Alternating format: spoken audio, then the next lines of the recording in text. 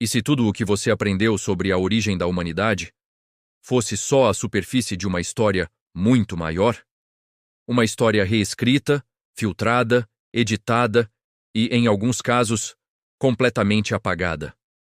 Ao longo dos continentes, povos que nunca se encontraram deixaram o mesmo aviso. A humanidade não surgiu sozinha. Hoje você vai conhecer a versão proibida da nossa criação. Aquela que nunca apareceu nos livros de história, mas que permanece gravada nas pedras, nos mitos e, talvez, no nosso próprio DNA. Quando você observa as civilizações antigas, percebe um padrão impossível de ignorar. Sumérios, egípcios, maias, chineses, aborígenes, indígenas brasileiros, todos falam de visitantes que desceram do céu trazendo conhecimento, leis, agricultura, astronomia e linguagem. Os sumérios os chamavam de Anunnaki, que significa aqueles que do céu à terra vieram. No Egito, eram os Neteru, seres luminosos ligados às estrelas. Na América Central, eram descritos como deuses pálidos que surgiam das nuvens. Em diversas tribos, eles eram seres que caminham entre mundos. Por que culturas tão distantes contam exatamente a mesma história, usando símbolos quase idênticos? A resposta pode estar em algo muito mais profundo do que mito.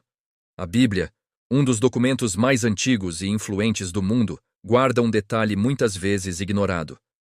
O termo original usado para designar Deus em vários trechos é Elohim. Elohim está no plural. Significa literalmente os poderosos, os que vieram do alto, aqueles que dirigem. Por que um dos textos mais sagrados da humanidade usaria um termo plural para descrever os seres responsáveis pela criação? Por que, posteriormente, traduções tentaram suavizar ou singularizar esse conceito? Há pesquisadores que afirmam que a Bíblia original não falava de um criador único, mas sim de um grupo deles, um coletivo, uma espécie. Em vários sítios arqueológicos existem estruturas que simplesmente não deveriam existir. Blocos de centenas de toneladas movidos como se fossem espuma. Marcas de corte tão perfeitas que nem máquinas modernas conseguem replicar. Ruínas submersas que sugerem cidades avançadas antes mesmo do fim da última era glacial.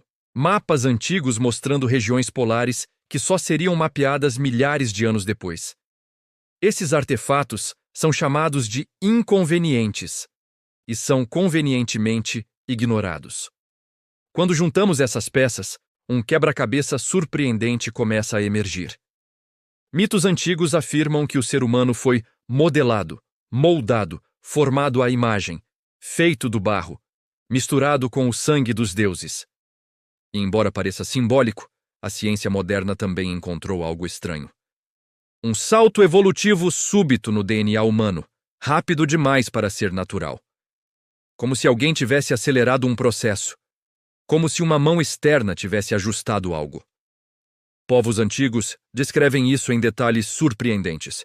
Um processo de criação híbrido, uma combinação entre algo terrestre e algo celeste. Seria possível que nossa evolução tivesse recebido um empurrão de uma inteligência externa? Quase todas as culturas do planeta têm relatos de um grande dilúvio, um evento catastrófico que apagou civilizações, destruiu cidades e reiniciou a humanidade. Mas o detalhe mais curioso é que esses textos mencionam uma civilização altamente avançada antes do desastre, uma era de conhecimento profundo, tecnologia misteriosa e seres que caminhavam ao lado dos humanos. Quando o evento aconteceu, esse conhecimento se perdeu, ou foi escondido, e nas versões que chegaram até nós, só restaram fragmentos, lendas distorcidas de uma época em que seres poderosos moldavam a humanidade para um propósito que ainda desconhecemos. Mas por que todas essas pistas foram apagadas, queimadas ou reescritas? A resposta é simples: poder, controle e narrativa. E a ideia de que a humanidade é fruto de intervenção, planejamento e conhecimento avançado colocaria em risco autoridades antigas e modernas.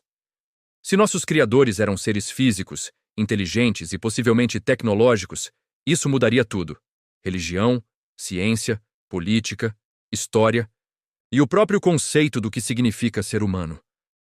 Por isso, ao longo dos séculos, Bibliotecas inteiras foram destruídas. Textos foram editados.